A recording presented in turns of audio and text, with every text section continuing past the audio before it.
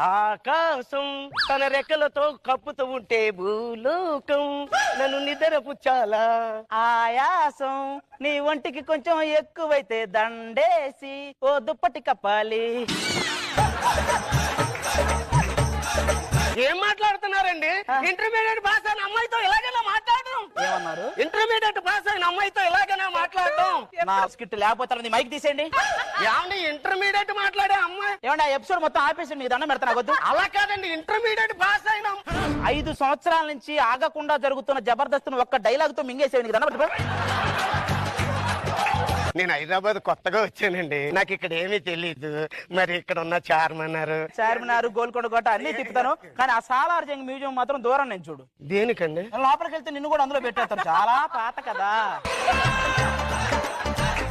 ఈ హైదరాబాద్ లో బాగా ఫేమస్ అంటే హలీం అండి. చికెన్, మటన్, హలీం ఇవి తింటే